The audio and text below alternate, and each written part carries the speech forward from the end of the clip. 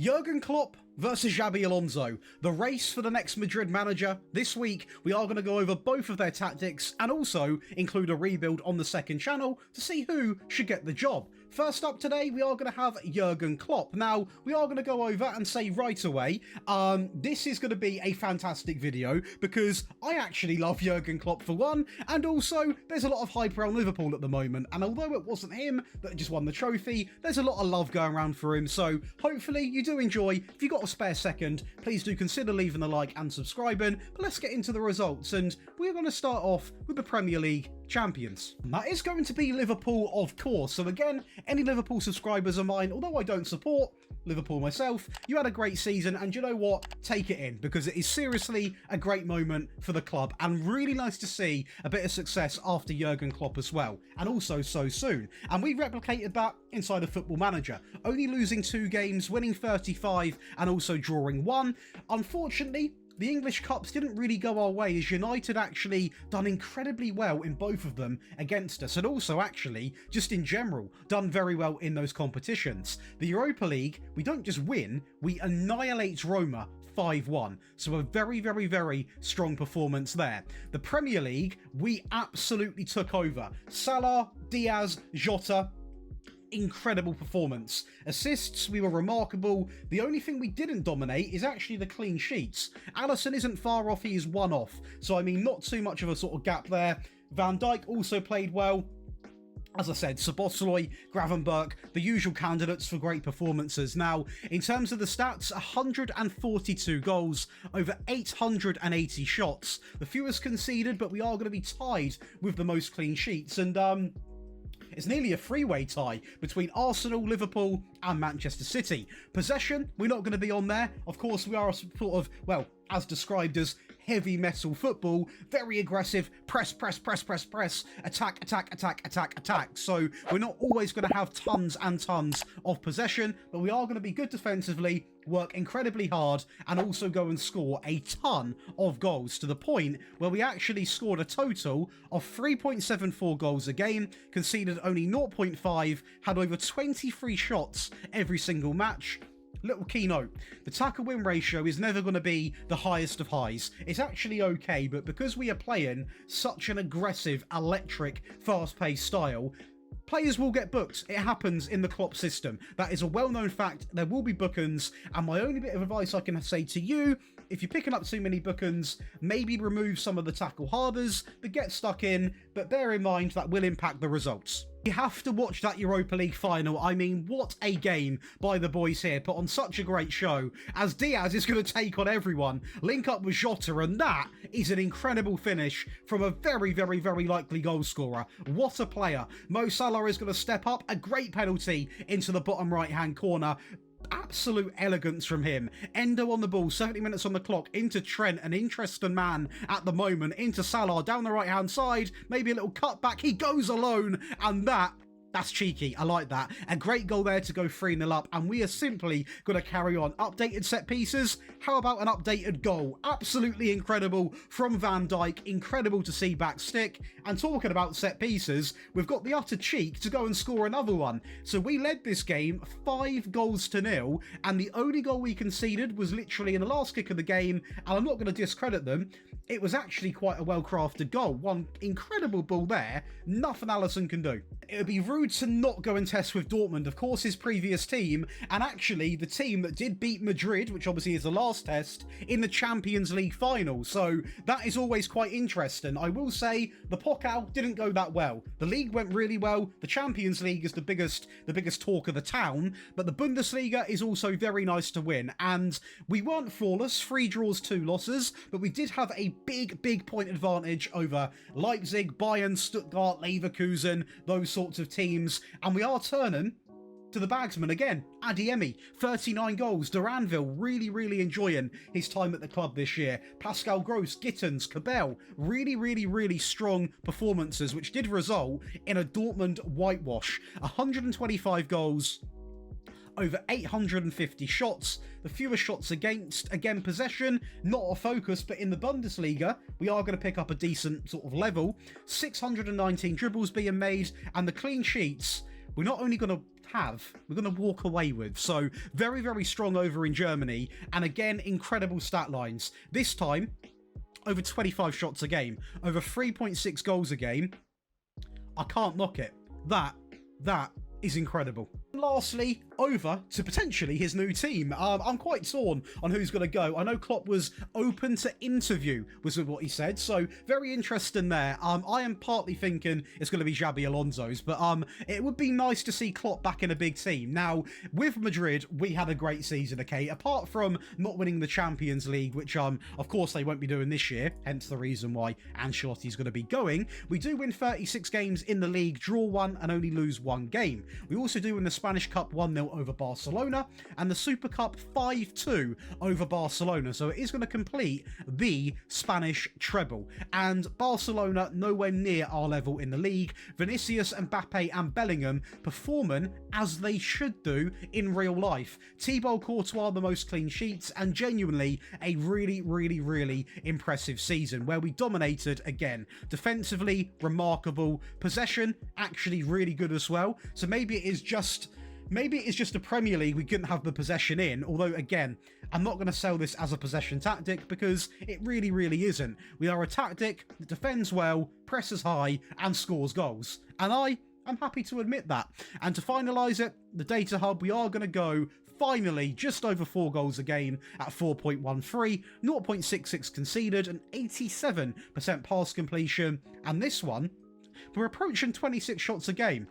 Yeah, remarkable. And we did not struggle once really against Barcelona, genuinely not at all, which is like the opposite of real life because we get off to a great start here with Carvajal. I mean, it's a great run, a great ball and a great finish from Vinicius Jr. there inside of 34 minutes. And it is actually going to be, I believe Carvajal gets a goal here, which is quite nice to see because he is getting on and what a career he has had. He does that.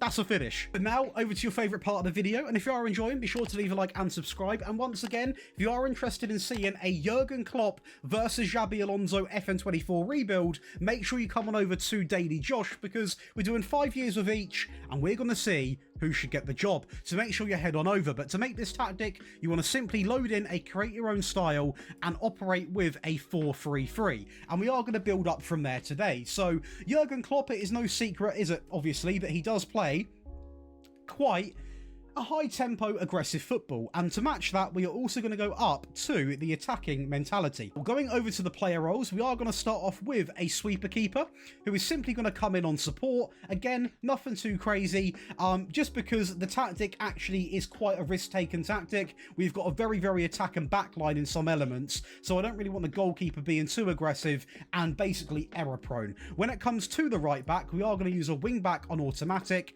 and we are really, really going to go to town with the instructions. First off, we are going to take more risks. Second, we are going to look to cross more. We are then also going to dribble more alongside of running wide and also getting further forwards. Now, a little secret to this tactic, both of the forward players are going to be inside forwards, so the wing backs really can look to push on and get involved. And based off the fact that Trent is looking likely to go to Madrid, should do, we are going to base that into this tactic today. And of course, this is a potential Klopp tactic. So this is what I think he's going to do, what he's going to line up as. And genuinely, I think this could work really, really well. If they don't get Trent, they will go in for someone like a Frimpong. They'll go in for someone who's very attacking minded at right back. If they don't get Trent, they're still going to get an upgrade because Carvajal is, of course, getting older and they simply need a new right back. Going over to the left back, we are going to use another wing back who is also going to be set to automatic. And he is going to have a couple of instructions, but not as many. They are going to consist of getting forwards alongside of tackling harder, and also, lastly, but definitely not least, mark tighter. So not as aggressive in the left back role, just because I think if someone like Trent does come in, priority will be given to the right hand side, and he's just going to be a real big sort of person in this team, a big improvement at right back. Going over to the 2 centre-backs, we are going to operate with 2 ball-playing defenders, and both of them are simply going to be on the default, and that is going to complete a very nice and mixed back line. Going up to the midfield, we are going to introduce right off the bat a ball winner midfield player who is simply going to be operating on defend with one instruction, that being mark tighter. I do want to quickly say at this part of the video, if you are enjoying again, make sure you are leaving a like. And if you are interested in getting all of these wonderful perks, which does include all 3 tactics today, unlocking all of my 200 tactics from this year, over 60 rebuild files, Wonder Kid shortlists, one-on-one tactical help, mobile tactics, console tactics, ad-free viewing, access to a massive group chat with over 5,200 people, and also big giveaways, make sure you come on over to the Patreon because we have got an exclusive code for 20% off in the community tab on YouTube. So make sure you take full advantage of that so you can save some money as well.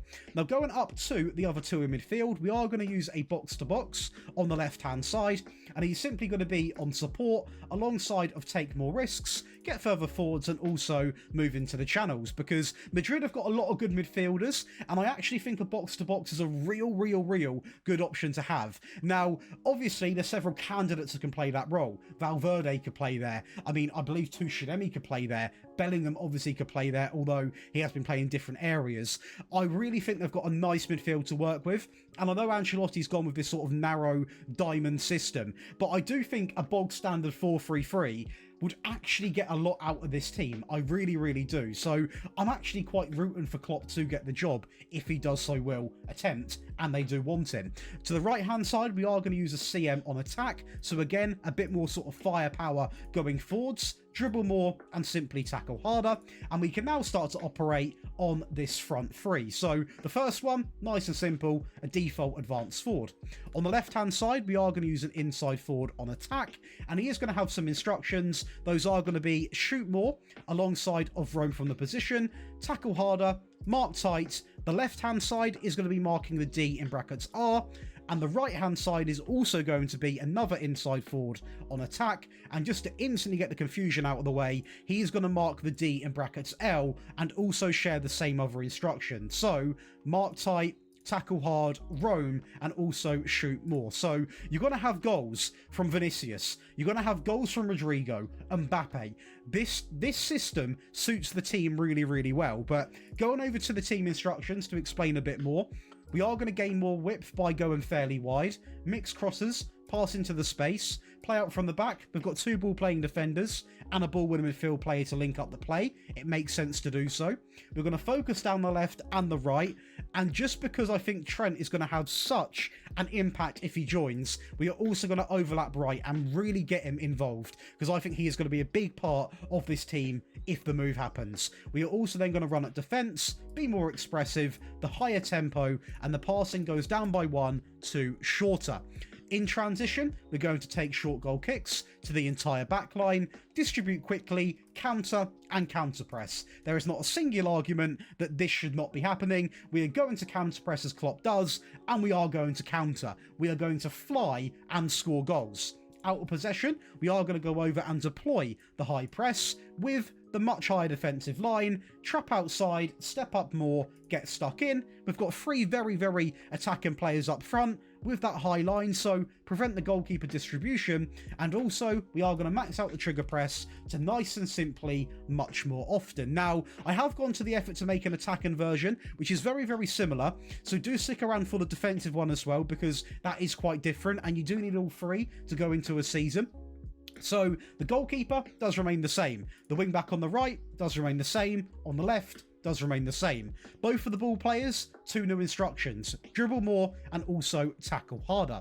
The DM does get changed, or the ball and midfield player does get changed to a deep lying playmaker on support, on tackle harder, and mark tighter.